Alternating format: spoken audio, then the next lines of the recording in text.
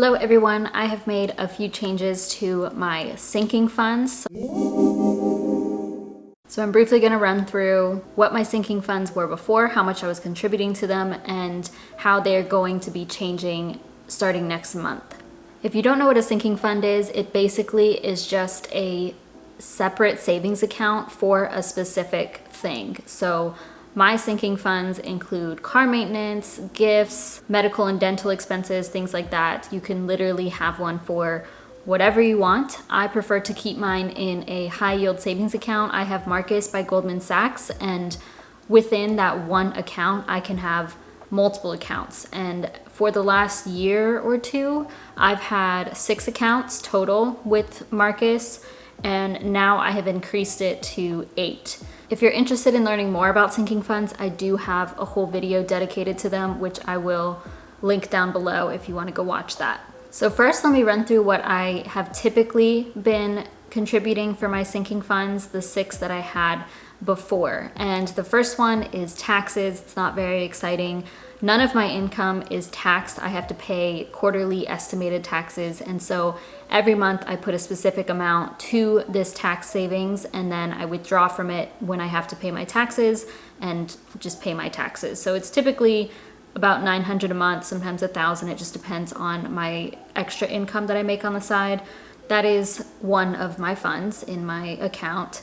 My second fund is my emergency savings. Now, what I really wanted to do through this year was get that to $3,000. And since I have already hit $3,000, I have been contributing $200 each month to my emergency fund just because I want to continue to build it up. My next sinking fund is for gifts, and I was contributing $100 every month, and this is for birthdays and Christmas. My next sinking fund was for medical and dental bills, and I was always putting $50 toward this. This is just for co-pays or anything that may come up throughout the year. And also, when it comes to me and the emergencies or financial setbacks that I have, they're typically medical or dental expenses. And so, yes, I could use my emergency fund, but I also like to have a little bit of money saved up specifically for medical and dental in case anything does come up, and I'm hoping that I can continue to grow this, but every month lately I've basically been using it up. I also have a car maintenance fund. This is for oil changes, this is for registration, and even in the future I'm just going to continue contributing to this because this will also be used if I need to purchase a car in the future. And that would be many, many years away, but obviously saving for it now, saving for it monthly is going to help a ton. And I was saving $30 a month for car maintenance. The final fund that I had was travel or vacation, and I was only putting $20 a month to this. So that one hasn't really had much room to grow.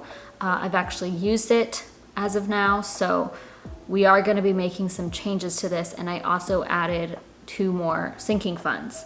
The numbers that I just ran through add up to $400 aside from the taxes. So the 5 sinking funds between emergency fund, gifts, medical and dental, car maintenance, and travel, I contribute $400 between those 5. And I am now going to be increasing my sinking fund savings to $500. So let me run through the difference. For my emergency fund, instead of doing $200, I'm going to be contributing $150 because I think that's still a good amount. I do feel good about keeping my job, and I know that if I absolutely needed to, I could get out of this apartment and go live with my sister or my parents, anything like that. So that's fine. For gifts, I'm going from $100 down to $75 just because I am planning on having a little bit extra at the end of this year, and so I can continue to use that throughout 2021. I think 75 is plenty, and I really want to get to a point where I can convince my family that we don't need to exchange gifts on Christmas, or if we do, it's just going to be like one at like a $50 limit. So fingers crossed I can do that, but 75 should be good enough for gifts. Medical and dental, I am keeping at 50 because like I said, if I absolutely had an emergency when it comes to medical or dental, I would use my emergency fund, which is also growing. So that is still gonna be at $50. For car maintenance, I'm increasing that from 30 up to 50 because, like I said, in a few years, I would like to purchase a used car in full. And that is just, once I feel that I need to. I have a Toyota Camry. It's a 2015. It runs great. I love it. It's low mileage. So as of right now, it should be good for the next few years, but it would be nice to save up just in case. And obviously that would be used for car maintenance as well. Oil changes, registration, like I said. I also am increasing travel. So before I was saving 20, now I will be increasing to 50.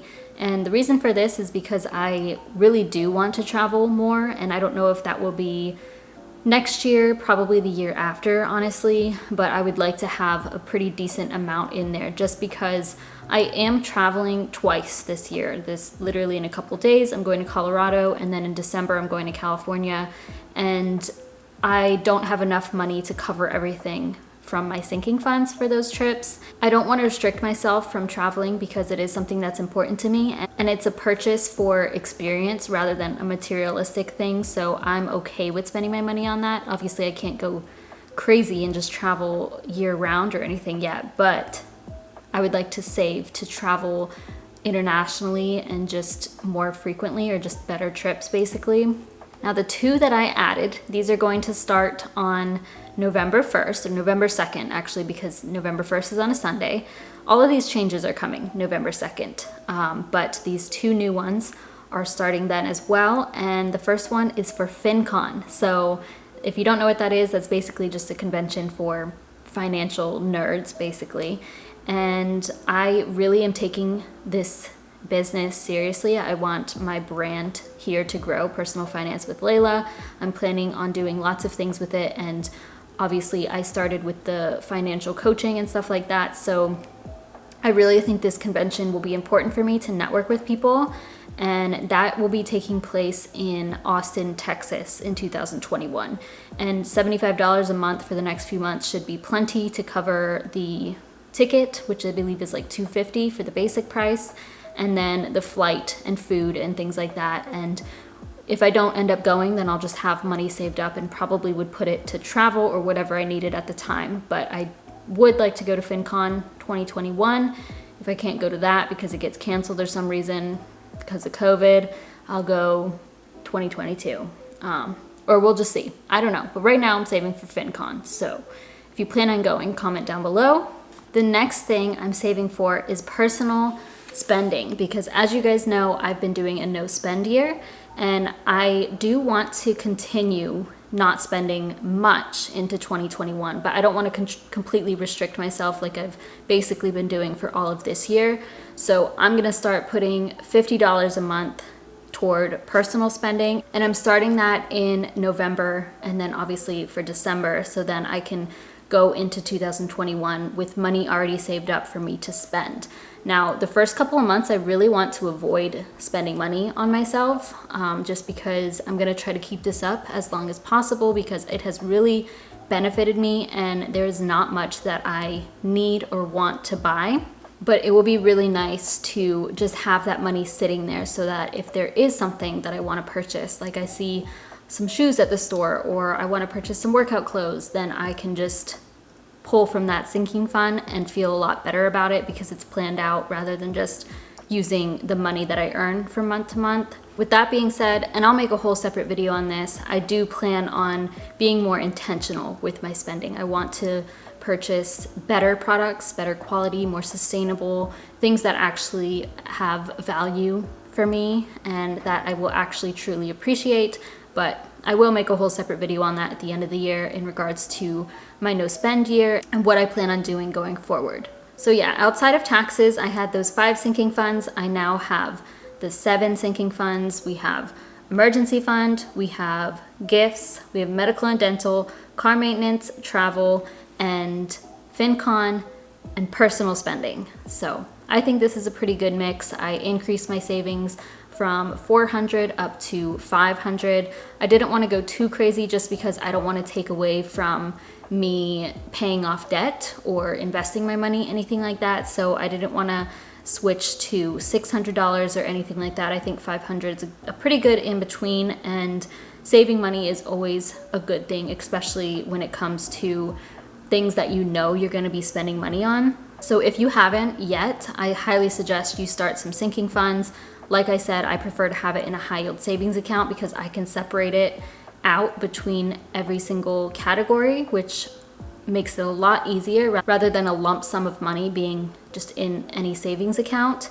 It's best to get a head start on it. So maybe you're not prepared for Christmas coming up this year and you're just gonna end up spending a lot more money than you want to in November and December.